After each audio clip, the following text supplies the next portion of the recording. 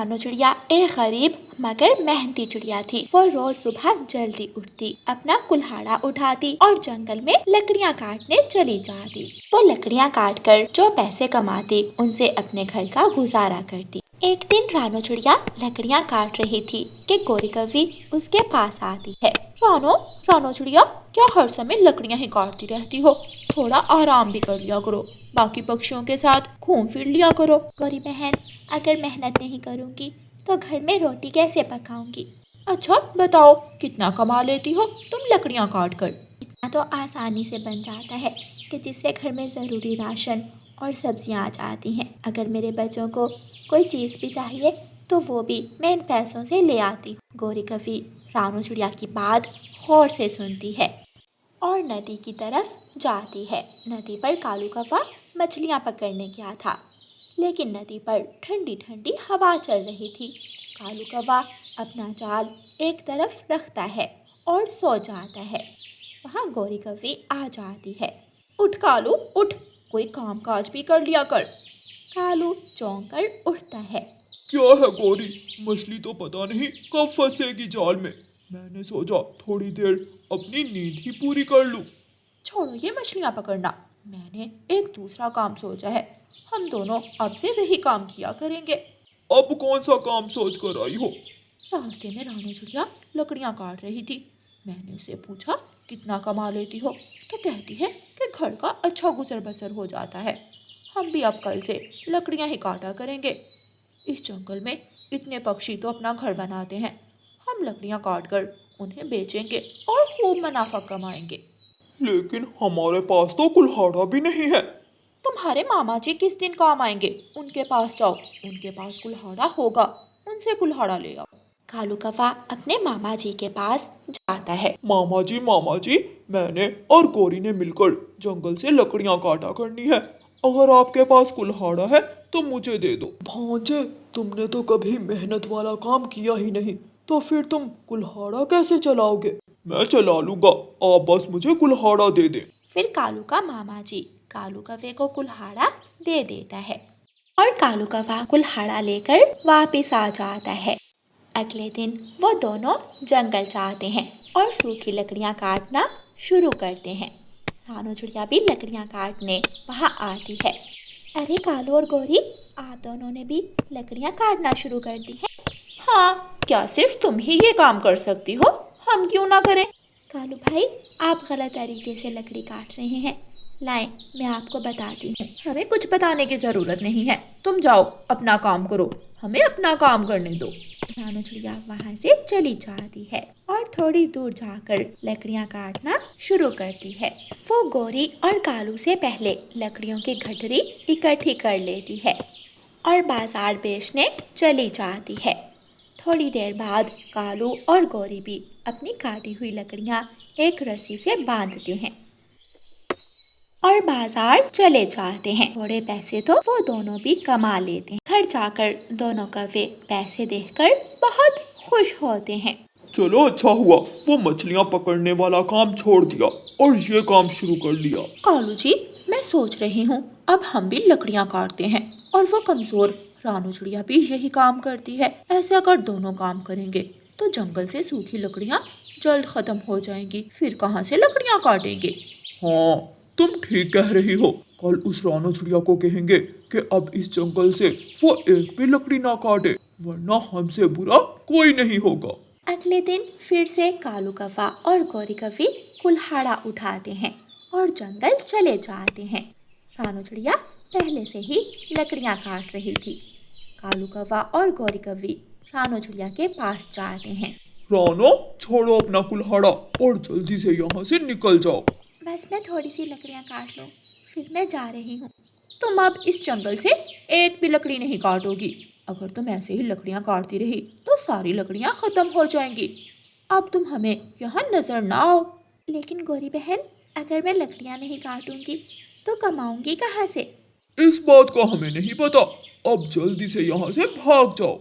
कालू और गौरी रानो चिड़िया को धक्का देते हैं और वहाँ से भगा देते हैं और खुद लकड़ियाँ काटने लग जाते हैं। अब रानो चिड़िया कौवों की वजह से लकड़ियाँ काटने नहीं चाहती थी। आहिस्ता आहिस्ता रानू चिड़िया के घर का सारा राशन खत्म होने लग जाता है। बच्चों के खर्चे भी पूरे नहीं होते थे।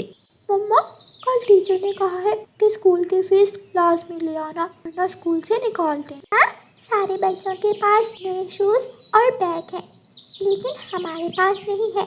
हमें क्लास में जाते हुए भी शर्म आती है। बच्चों, चिंता मत करो, मैं कहीं से पैसों का बंदोबस्त करती हूँ। अब जंगल में सिर्फ कालू कौवा और गोरी कौवी ही थे जो लकड़ियाँ काटा करते थे और लकड़ियाँ बेचते थे, इसलिए उन्हें अच्छा मुनाफा होने लगा था। गोरी, मेरे तो पंख बहुत दर्द करते हैं, कुल्हाड़ा चलाते चलाते। अब बस कर देते हैं इस काम को। नहीं कालू जी, 1-2 महीना तो और काम करते हैं, फिर इतने पैसे तो कमा ही लेंगे कि अपना बिजनेस शुरू कर लेंगे। रानू चिड़िया अपने दोस्त तोते के पास जाती है। तोते भाई, आप मुझे कुछ पैसे उधार दे दें, बच्चों की स्कूल की फीस देनी है। चिड़िया रानी, मैं आपको पैसे दे देता हूँ, लेकिन आपको चाहिए कि अपना काम फिर से शुरू करें। कैसे शुरू करूं? आपको बताया तो था कि कालू और गौरी ने मुझे लकड़ियां काटने से मना कर दिया है। चिड़िया रानी, पूर्व वाले जंगल में बहुत सी सूखी लकड़ियाँ हैं, आप वहाँ जाओ, वहाँ बांस की भी लकड़ियाँ हैं। आप लकड़ियाँ काट कर भी पैसे कमाओ और बांस की लकड़ी की टोकरियाँ बनाकर भी बेचो। धन्यवाद तोते भाई, आपने तो मुझे बहुत अच्छा विचार दिया है। फिर अगले दिन रानू चिड़िया बच्चों के स्कूल जाती है और बच्चों की स्कूल की फीस जमा करवा देती है। फीस जमा करवाने के बाद रानू चिड़िया वापस घर आ रही है और अपना कुल्हाड़ा उठाती है और पूर्व वाले जंगल की तरफ चली जाती है। वो जंगल थोड़ा दूर था। रानू चिड़िया को उड़ते उड़ते दोपहर हो जाती है। वो एक पेड़ के नीचे थोड़ी देर बैठती है और फिर से उड़ती है। रानू चिड़िया उस जंगल में जाकर लकड़ियाँ काटना शुरू करती है। ये लकड़ियाँ तो काट ली, अब थोड़ी सी बांस की भी लकड़ियाँ काट लेती हूँ। आज 2-3 टोकरियाँ भी बना लूंगी। रानू चिड़िया बांस की एक लकड़ी काटती है तो उसमें से एक आवाज आती है, मुझे निकालो, मुझे बाहर निकालो। कौन है इस बांस में? मैं एक परी हूँ, मैं इस बांस में कैद हूँ। इस लकड़ी को काट कर मुझे बाहर निकालो। रानू चिड़िया जल्दी से अपना कुल्हाड़ा उस लकड़ी पर मारती है और लकड़ी टूट जाती है।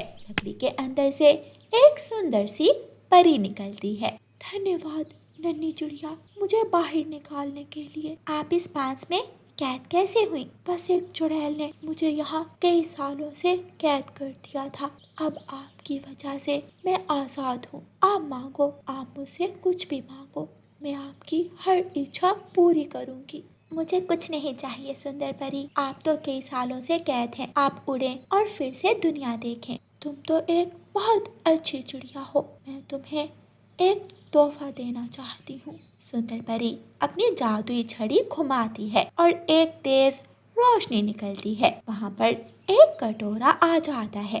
ये लो नन्ही चिड़िया, आप इस कटोरे से कुछ भी मांगोगी, ये आपको देगा। रानू चिड़िया वो जादुई कटोरा देखकर खुश हो जाती है। वो परी को धन्यवाद कहती है और सुंदर परी वहाँ से चली जाती है। रानू चिड़िया वो जादुई कटोरा लेकर अपने घर वापस चली जाती है। फिर रानू चिड़िया उस कटोरे से जो भी खाने की चीज मांगती वो कटोरा उसे दे देता। रानू चिड़िया खुद भी पेट भर खाना खाती और जंगल के बाकी पक्षियों की भी मदद करती थी। दूसरी तरफ वो कौवे अपना लकड़ियाँ काटने का काम छोड़ देते हैं और फिर से नगमे और आलसी बनकर घर में बैठ जाते हैं और रानू चिड़िया अपने बच्चों के साथ खुशियों भरा जीवन गुजारती है। प्यारे दोस्तों, इस कहानी को लाइक, अपने दोस्तों के साथ शेयर और चैनल को सब्सक्राइब करना बिल्कुल मत भूलना। आपका धन्यवाद। जंगल में 3-4 दिनों से बहुत तेज बारिशें हो रही थी। बारिशें तो रुकने का नाम ही नहीं ले रही थी। बारिशों की वजह से सब पक्षी अपने अपने घरों में थे, वो कहीं जा भी नहीं सकते थे। बारिश की वजह से हर तरफ पानी ही पानी हो जाता है और भोजन की कमी हो जाती है। रानू चिड़िया भी अपने घर में परेशान बैठी थी। गुड़िया मेरी बेटी, आपको भूख लग रही है, मुझे पहले ही भोजन इकट्ठा कर लेना चाहिए था। मम्मा, आपकी कोई गलती नहीं है, इन बारिशों का तो हमें पता ही नहीं था। बेटी, हम तो बड़े हैं, भूख बर्दाश्त कर सकते हैं, आप अभी छोटी हो, आपको भोजन की ज़रूरत है। मैं छाता उठाती हूँ और देखती हूँ कि कहीं से कोई दाना मिल जाए। कि मम्मा, मैं आपको इस बारिश में कहीं जाने नहीं दूंगी। अगर आपको कुछ हो गया, पहले ही तेज़ बारिश की वजह से मेरे पापा चल बसे। अब मैं आपको खोने नहीं दूंगी। रानो के फ़ोन की घंटी बजती है। रानो चिड़िया को तोते का फ़ोन आया था। रानो फ़ोन उठाती है। तोते भैया, क्या बात है? रानो, मैं कल से भूखा हूँ। जो दाना था वो तो खत्म हो गया। अब भूख बर्दाश्त नहीं हो रही। अगर तुम्हारे पास कुछ खाने को है तो मुझे दे दो। तोते भैया, अगर दाना होता तो मैं ज़रूर भेज देती, लेकिन हम भी कल से भूखे बैठे हैं। चलो फिर मैं कबूतर से पूछता हूँ। तोता फ़ोन रखता है। दूसरी तरफ कालू कौवा अपने घर में आराम से सोया हुआ था और गोरी कभी भूख से मरे जा रही थी। गोरी कालू को हिलाती है। उठ कमबख्त, मुझे कुछ खाने को ला कर दे, इतनी भूख लग रही है मुझे। कालू कौवा गुस्से में उठता है। क्या है काली कलोटी डाइन, तुझे तो मेरा चैन से सोना हजम नहीं होता। सारा दिन सोए ही रहते हो, कभी कोई काम धंधा करने के बारे में भी सोच लिया करो। अब इतनी तेज बारिश में क्या करूं? जिन पक्षियों के पास काम है वो भी घर पर बैठे हैं। इसकी चिंता तुम मत करो, मैं तुम्हें बताती हूँ कि हमें क्या बिजनेस करना चाहिए, और वो देखना चलेगा भी बहुत। अच्छा, ऐसा कौन सा काम है? देखो, बारिश की वजह से ठंड है और इस मौसम में सब पक्षी सूप बहुत शौक से पीते हैं। हम दोनों सूप का बिजनेस शुरू करते हैं। हम सूप की दुकान खोल लेंगे और अच्छा मुनाफा कमाएंगे। लेकिन हमें तो सूप बनाना आता ही नहीं। वो रानो चिड़िया किस काम आएगी? एक बार मैंने उसके हाथ का सूप पिया था, उससे जाकर रेसिपी पूछ लूंगी। लेकिन वो रानू चिड़िया बड़ी मीसनी है। अगर हमने उसे बताया कि हम सूप का बिजनेस शुरू करने लगे हैं तो ये काम वो हमसे पहले ही शुरू कर देगी। तुम चिंता ही ना करो, मैं ऐसा बहाना बनाऊंगी कि काम भी हो जाएगा और लाठी भी नहीं टूटेगी। गोरी कौवी अपने घर से निकलती है और रानो चिड़िया के घर जाती है। उधर गुड़िया अपनी मम्मा से कहती है, मम्मा, आपको याद है आप एक दिन कबूतर चाचा की दुकान से मांस लाई थी। आपने वो सारा मांस नहीं पकाया था, थोड़ा सा बचा था और आपने फ्रिज में रख दिया था। हाँ गुड़िया बेटी, याद आया, थोड़ा सा मांस बचा था और वो मैंने फ्रिज में रख दिया था। मैं जाकर देखती हूँ। रानो चिड़िया रसोई में जाती है और फ्रिज खोलकर देखती है। रानो चिड़िया को मांस मिल जाता है। रानो चिड़िया खुश हो जाती है। गुड़िया बेटी, मिल गया मांस, शुक्र है आपको याद आ गया। अब मैं आलू गोश्त बनाती हूँ, आप थोड़ा सा जाकर तोते अंकल को भी दे आना। ठीक है मम्मा। तभी दरवाजे पर दस्तक होती है। रानो चिड़िया दरवाजा खोलती है। सामने गौरी खड़ी थी जो रो रही थी। रानो चिड़िया गौरी कौवी को घर के अंदर ले आती है। गौरी बहन, क्या हुआ, आप इतना रो क्यों रही हो? अब क्या बताऊं रानो, मेरी माँ इतनी दूर से मुझे मिलने आई है, लेकिन बारिश में आते आते उन्हें बहुत तेज बुखार हो गया है। उनका बुखार सूप पिए बिना ख़त्म नहीं होता। मुझे कहते हुए शर्म आ रही है, लेकिन क्या तुम मेरी माँ के लिए सूप बना दोगी? गौरी बहन, ये भी कोई कहने की बात है। मैं अभी तुम्हारी माँ के लिए सूप बनाती हूँ। थोड़ा मांस मेरी फ्रिज में पड़ा था, लेकिन शायद ये खाना हमारी किस्मत में नहीं था। आप यहीं बैठे, मैं सूप बना कर आती हूँ। मैं भी तुम्हारे साथ चलती हूँ। अकेली रसोई में क्या क्या काम करती रहोगी, मैं भी हाथ बटा दूंगी। गौरी रानो चिड़िया के साथ रसोई में चली जाती है। रानो चिड़िया फिर से मांस निकालती है और अच्छा सा सूप बनाती है और गौरी को दे देती है। शुक्रिया रानो चिड़िया, मैं तुम्हारा ये एहसान जिंदगी भर नहीं भूलूंगी। गौरी सूप लेकर चली जाती है। मम्मा, यही तो खाना था हमारा, आपने मांस उठाकर गौरी आंटी को सूप क्यों बना दिया? प्रिया बेटी, जब कोई हमसे मदद मांगे तो हमें उसकी मदद ज़रूर करनी चाहिए, और आपसे भी अगर कोई कुछ मांगे तो दे दिया करो। दोनों गोरी कौवी और कालू कौवा मज़े मज़े से सूप पीते हैं। वाह वाह, तो लाजवाब है। आज तो मज़ा ही आ गया। तुमने ये सूप रानू चिड़िया से बनवाया कैसे? मैंने उस पागल रानू को कहा कि मेरी माँ बीमार है, और वो बेचारी जो मांस अपने लिए बनाने लगी थी उसका मुझे सूप बना कर दे दिया। मानना पड़ेगा, तुमसे ज्यादा चातर चालाक मैंने आज तक कोई पक्षी नहीं देखा। अब कल हम अपनी सूप की दुकान खोलेंगे और दिनों में अमीर हो जाएंगे। कालू कौवा सुबह सुबह चाचा छमछम के पास जाता है और उसे 2 मुर्गियाँ ले आता है। गौरी कौवी सूप बनाती है और कौवे सूप बेचना शुरू कर देते हैं। सूप ले लो, स्वादिष्ट स्वादिष्ट सूप ले लो, गरम गरम सूप ले लो, जो एक बार पिएगा वो बार बार पिएगा, सूप ले लो सूप। कालू कौवा भी जगह जगह जाकर अपनी सूप की दुकान के इश्तिहार लगाना शुरू करता है। बहुत सारे पक्षी गौरी और कालू की सूप की दुकान पर आते हैं और सूप पीना शुरू करते हैं। सब पक्षियों को सूप बहुत पसंद आता है और कुछ ही घंटों में सारा सूप बिक जाता है। शाम को गौरी कौवी और कालू कौवा घर जाकर अपना मुनाफा गिनते हैं। 100, 200, 300, 400 और ये रहे 500। वाह कालू, पूरे 500 का मुनाफा हुआ है। अगर ऐसे ही चलता रहा तो दिनों में हम अमीर हो जाएंगे। मैं तो अपनी बड़ी सी गाड़ी लूंगा और सोने की घड़ी भी। हम अपना ये फूटा सा घर तोड़कर बड़ा सा घर बनाएंगे। मैं सोने के गहने भी लूंगी। वो दोनों बहुत खुश थे। रात हो जाती है। सारी रात फिर से जंगल में बहुत तेज बारिश होती है। अगले दिन गौरी कौवी कालू कौवे से कहती है, कालू जल्दी जाओ और मांस ले आओ, फिर मैं सूप बनाना शुरू करती हूँ। अच्छा, मैं जाता हूँ। कालू कौवा जाता था, लेकिन चाचा छमछम की दुकान बंद थी। कालू कौवा चाचा छमछम को फोन करता है। चाचा छमछम, आज दुकान क्यों नहीं खोली? कालू, वो मेरा बिजनेस बहुत घाटे में जा रहा था।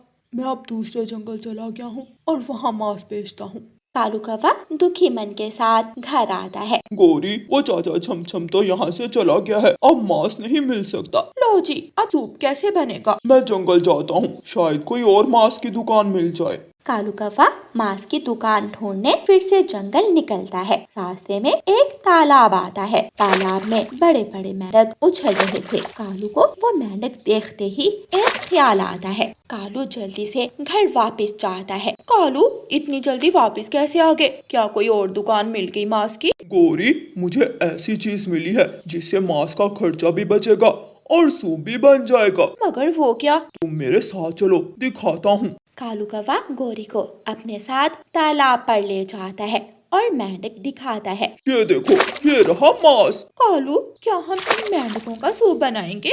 तो और क्या, किसी को पता भी नहीं चलेगा। चलो फिर इन मेंढकों को पकड़ते हैं। फिर कौवा और कौवी मेंढक पकड़ते हैं और घर जाकर उन्हें कढ़ाई में डालकर सूप बनाना शुरू करते हैं और अपनी दुकान पर मेंढक का सूप बेचना शुरू करते हैं। सब पक्षी आते हैं और कौवों से सूप पीते हैं और पैसे देकर घर चले जाते हैं। कालू कौवा और गौरी कौवी पक्षियों को पागल बनाकर खूब हंसते हैं। प्यारे दोस्तों, इस कहानी का अगला भाग देखने के लिए कल तक इंतजार करें।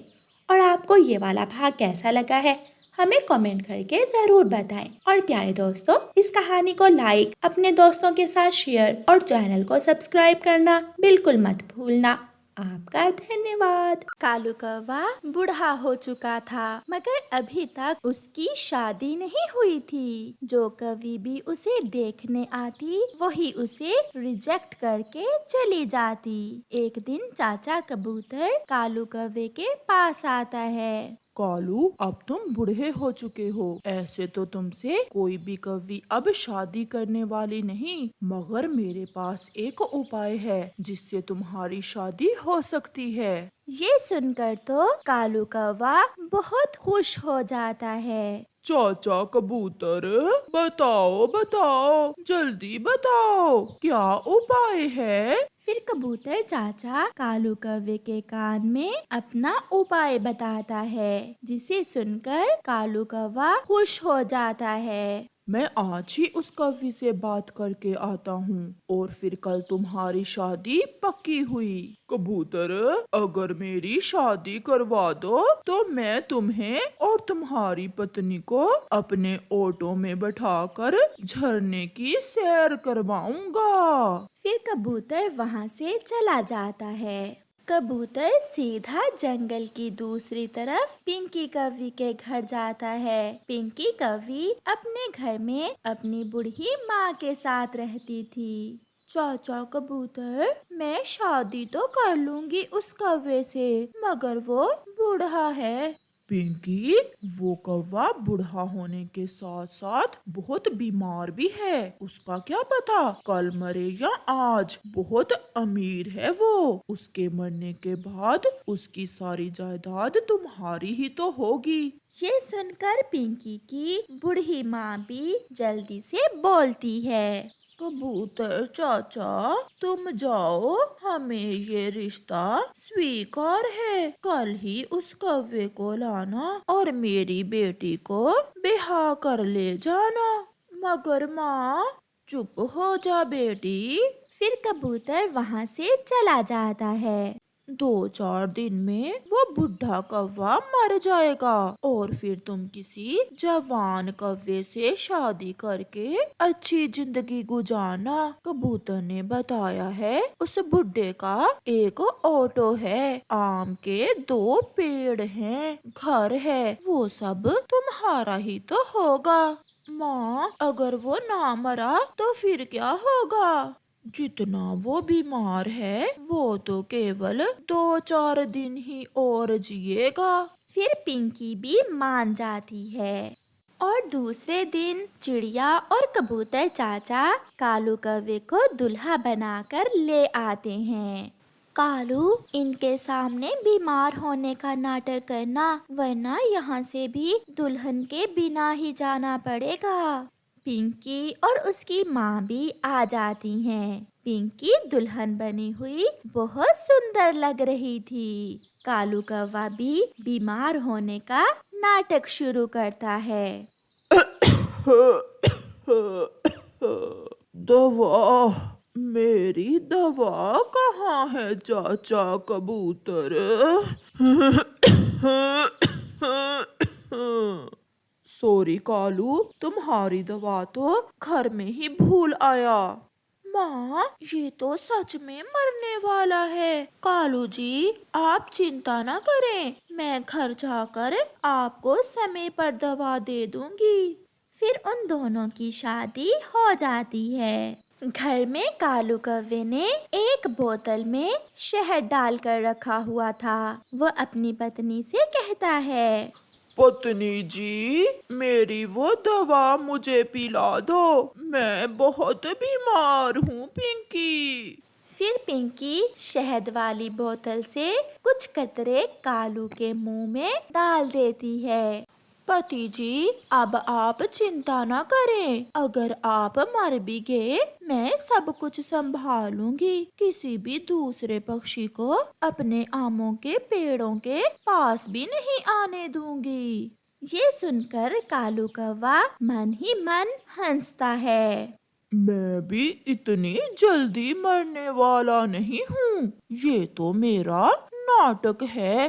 क्या कहा पति जी? कुछ नहीं, मैंने कहा अब मुझे काहे की चिंता, अब तो मैं आराम से मर सकूंगा। फिर ऐसे ही कुछ दिन गुजर जाते हैं। कालू कौवा तरह तरह के भोजन खाता, फल खाता। एक दिन वो पति पत्नी अपने ऑटो में बैठकर बाहर घूमने जाते हैं। वो मिठाई की दुकान पर जाते हैं। सुनो भी पक्षी, एक प्याला दूध का दो, मलाई डालकर। सुनिए जी, आपकी तबीयत तो पहले ही इतनी खराब है, मलाई वाला दूध आपकी सेहत के लिए ठीक नहीं है। बीमार हूँ पिंकी, अगर कुछ खाऊं पीऊंगा नहीं तो मैं समय से पहले ही मर जाऊंगा। फिर कौवा जी भर के मिलाई वाला दूध पीता है और हंसते हुए पिंकी की तरफ देखकर कहता है, पत्नी जी, मेरा सब कुछ मेरे जीते जी भी तुम्हारा ही है। अब तुम हर समय मेरे मरने की ही चिंता ना किया करो। मगर कबूतर चाचा ने तो कहा था कि तुम 1-2 दिन में ही मर जाओगे। हाँ, ऐसा पहले था, मगर अब मेरी सेहत पहले से काफी बेहतर है, शायद अब मैं ना मरूं। ये सुनकर पिंकी परेशान हो जाती है। पति जी, मेरा अपनी माँ से मिलने को बहुत मन कर रहा है, मुझे मेरी माँ के पास ले जाओ। मैं अभी अपनी पत्नी को सासू माँ से मिलवा लाता हूँ। फिर कालू पिंकी को अपने ऑटो में बिठाकर ऑटो सासू माँ के घर की तरफ सीधा करता है। घर जाकर पिंकी के तो तेवर ही बदल जाते हैं। अब तुम जाओ और मैं तुम्हारे साथ वापस नहीं जाऊंगी। पत्नी जी, क्या हुआ? मैंने कौन सा लड़ाई की है तुम्हारे साथ? बेटी, क्या हुआ? आप इतनी घबराई हुई क्यों हो? माँ, इसे कहो यहाँ से जाए, मैं आपको सारी बात बताती हूँ। मैं जा रहा हूँ। जब वापस आने को मन करे तो मुझे कॉल कर देना, मैं आकर तुम्हें ले जाऊंगा। फिर कालू कौवा वहाँ से चला जाता है। माँ, ये तो पेट भर भर के भोजन खाता है, जो मिलता है खा जाता है। मैं इस बुड्ढे के साथ नहीं रहने वाली और ना ये मरने वाला है। बेटी, बात तो तुम्हारी ठीक है, मगर आज तुम्हारा भाई और भाभी भी वापस घर आ रहे हैं। छोटा सा घर है, हम सब यहाँ कैसे रहेंगे? तो क्या मैं उस बुड्ढे के साथ जिंदगी गुजारूं? मैंने शादी इसी शर्त पर उससे की थी कि वो 2-4 दिन में मर जाएगा। अभी ये बात ही चल रही थी कि पिंकी का भाई और भाभी भी घर पहुंच जाते हैं। पिंकी, तुम यहाँ क्या कर रही हो? तुम्हारी तो शादी कर दी थी माँ जी ने। हम तो इसीलिए यहाँ आए थे कि तुम चली गई हो और अब हम यहाँ रहेंगे। ये घर मेरा भी है, अब मैं यहाँ ही रहूंगी। वो कौवा बुढ़ा है, मैं अब उसके साथ नहीं जाऊंगी। फिर कुछ दिन गुजर जाते हैं। पिंकी की भाभी पिंकी को बहुत तंग करती। उसकी कोशिश थी कि किसी ना किसी तरह पिंकी उस घर से निकल जाए। एक दिन जब पिंकी का भाई और माँ घर में ना थे तो पिंकी की भाभी पिंकी को घर से निकालकर दरवाजा बंद कर लेती है। बेशरम, चली जाओ यहाँ से, अब इस घर में तुम्हारे लिए कोई जगह नहीं है, अपने पति के पास जाओ। थोड़ी देर पिंकी वहाँ बैठकर रोती रहती है और फिर रोते हुए वापस अपने पति कालू की तरफ चली जाती है। पिंकी, तुमने मुझे बताया होता, मैं आपको ऑटो में ले आता। मुझे मेरी भाभी ने घर से निकाल दिया। बहुत अच्छा किया पिंकी, जो आपकी भाभी ने आपको घर से निकाल दिया, क्योंकि आपका घर अब ये है। मैं आपको दुनिया की हर खुशी दूंगा। एक झूठ मैंने आपसे शादी करने के लिए बोला था। झूठ? कैसा झूठ पति जी? मैं बुढ़ा जरूर हूँ, मगर मैं बीमार नहीं हूँ और ना ही मैं मरने वाला हूँ। वो तो मैंने शादी करने के लिए बीमार होने का नाटक किया था। ये सुनकर पिंकी उछलकर बोलती है, क्या? हाँ जी, देखो, मैं तो उल्टी कलाबाजी भी लगा सकता हूँ और उस बोतल में कोई दवा नहीं बल्कि शहद है। पिंकी भी अब समझ चुकी थी कि अब यही घर उसका अपना है और उसका पति बुढ़ा जरूर है मगर उसकी हर खुशी पूरी करता है। फिर पिंकी खुशी खुशी कालू कौवे के साथ जीवन गुजारती है।